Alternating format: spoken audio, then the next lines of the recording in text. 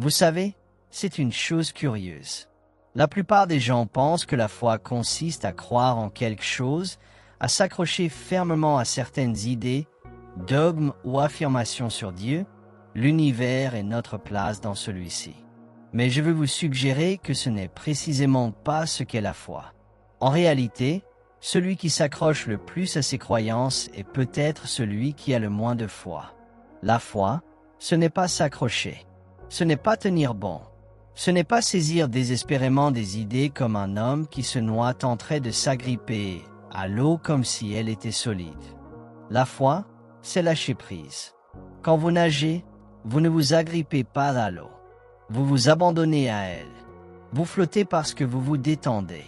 Vous laissez l'eau vous porter, et dès que vous vous raidissez, dès que vous paniquez et essayez de la saisir, vous coulez. Il en va de même pour la foi.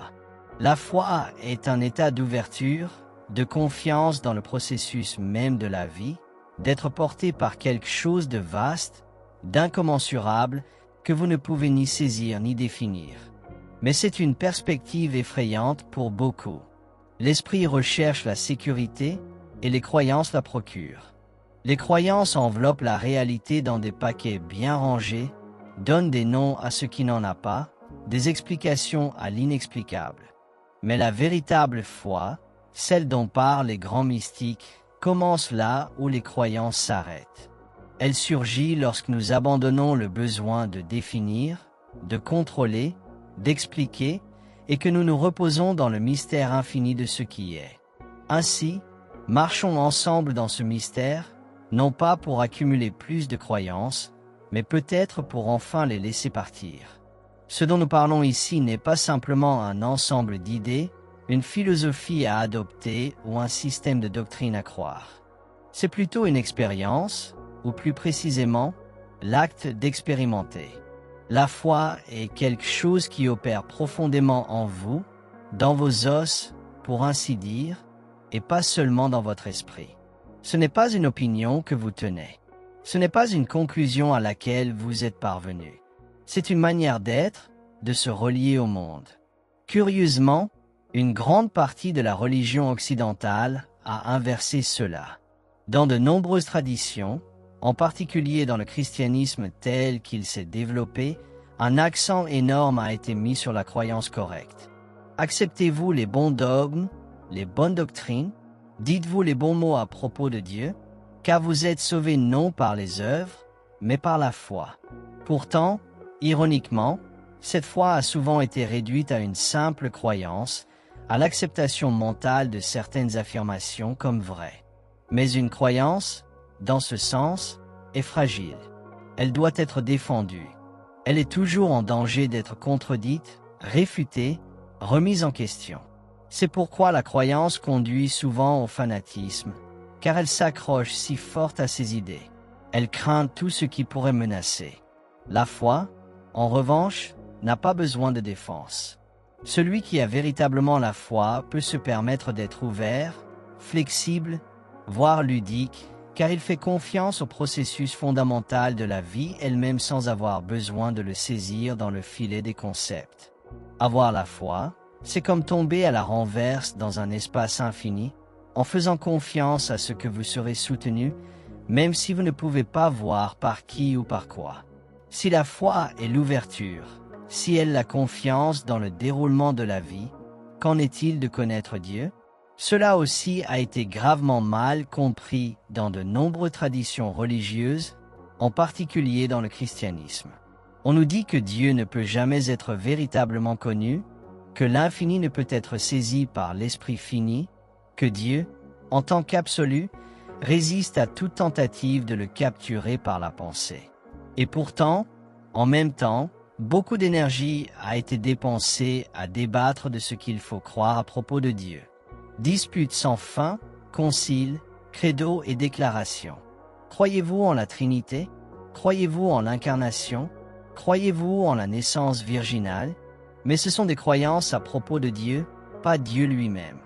Très tôt, l'Église chrétienne a rejeté le mouvement appelé gnosticisme, un chemin qui mettait l'accent sur la gnose, ou connaissance expérientielle directe du divin. Les gnostiques parlaient de 3 types de personnes: les pneumatiques, les spirituels, les psychiques, centrés sur l'âme, et les illiques, préoccupés uniquement par le monde des choses. Le christianisme orthodoxe a rejeté cette classification, peut-être à juste titre, car l'esprit et la matière n'ont pas à être ennemis. Après tout, le miracle central du christianisme est l'incarnation. Dieu s'est fait chair, l'infini a pris forme, le divin est entré dans le monde matériel. Comme le disait saint Athanase, Dieu s'est fait homme pour que l'homme puisse devenir Dieu. Pourtant, on l'entend rarement dans les églises aujourd'hui. Pour beaucoup, l'accent reste mis non pas sur l'expérience directe du divin, mais sur l'adhésion à des idées correctes à son sujet. Et c'est là la grande tragédie de confondre croyance et foi. Dans la tradition mystique, en particulier chez les néoplatoniciens chrétiens, il y a un magnifique paradoxe. La connaissance la plus élevée de Dieu est une forme d'ignorance. Ils l'appelaient l'agnosia, non pas l'ignorance au sens où nous l'entendons, mais une sorte de connaissance par l'inconnaissance. Denis l'Aréopagite, cette figure mystérieuse du mysticisme chrétien primitif, enseignait que Dieu est mieux connu en dépouillant tout ce que nous pensons savoir. C'est la voie de la théologie négative, la via negativa. Dieu n'est pas un. Même l'unité ne le saisit pas. Dieu n'est ni esprit, ni mental, ni justice, ni même amour. Tous ces concepts sont insuffisants. Plus vous essayez de définir Dieu, plus vous vous en éloignez. Car tout concept, toute image est moindre que Dieu. Si vous voyez quelque chose et dites « Ah, ceci est Dieu », vous n'avez vu qu'une créature de Dieu, peut-être un ange, mais pas Dieu lui-même. Le nuage de l'inconnaissance, comme l'appelait un mystique médiéval, est l'endroit où vit la véritable foi. Ce n'est pas un vide, ce n'est pas une absence, ce n'est pas l'absence de pensée au sens d'un simple néant. Non, c'est une plénitude trop vaste pour être contenue par une seule pensée. Et ici, les traditions de l'Est et de l'Ouest se rencontrent, car les hindous appellent cela jnana, semblable à la gnose. Les sages de l'Inde parlent de neti neti, pas ceci, pas cela, dépouillant tous les concepts jusqu'à ce qu'il ne reste que le mystère. Dans l'inconnaissance, nous retombons dans l'infini, non pas en saisissant, mais en nous abandonnant, non pas en voyant Dieu comme un objet, mais comme le fondement même de toute vision. Vous voyez, lorsque vous explorez assez profondément, les frontières entre les traditions commencent à se dissoudre. Les chrétiens parlent du nuage de l'inconnaissance. Les hindous disent neti neti, pas ceci, pas cela.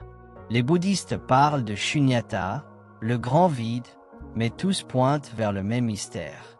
La réalisation la plus élevée n'est pas de s'échapper du monde, ni de fermer les sens, ni de s'asseoir dans une immobilité catatonique. C'est une profonde méprise. Dans certaines traditions, les gens imaginent que l'illumination signifie rester immobile, sourd et aveugle au monde, comme une pierre, comme si la sagesse ultime était l'absence même de vie. Mais non, le maître zen chinois Yangbo a mis en garde contre cette erreur. Confondre le vide avec le néant, c'est totalement passer à côté.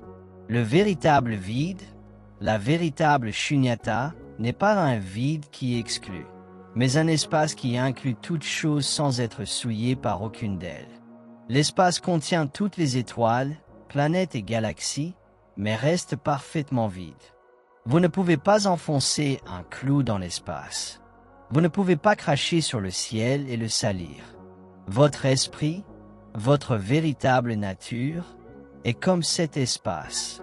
Il contient chaque pensée, chaque sentiment, chaque moment, mais reste intact. Les hindous appellent l'état ultime Nirvikalpa Samadhi, une conscience non conceptuelle. Mais cela ne signifie pas un vide. Cela signifie une conscience libérée des chaînes des concepts, une ouverture si vaste que rien n'est exclu et rien ne s'y attache.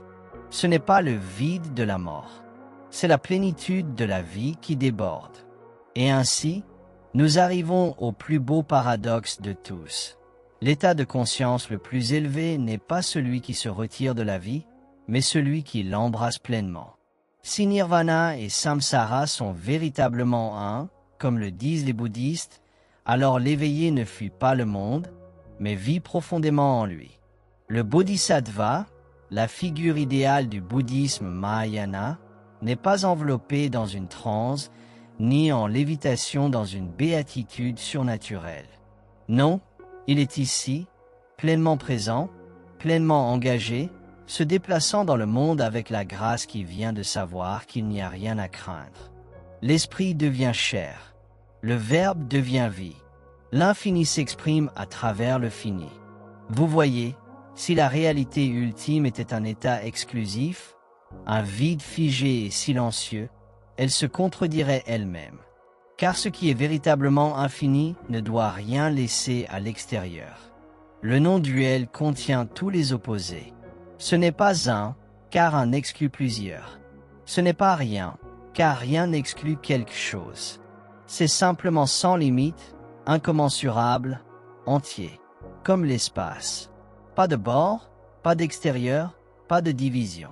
Vous pouvez même l'entrevoir dans la forme curieuse d'une bouteille de Klein, une bande de Möbius en 3 dimensions dont l'intérieur est l'extérieur et l'extérieur est l'intérieur.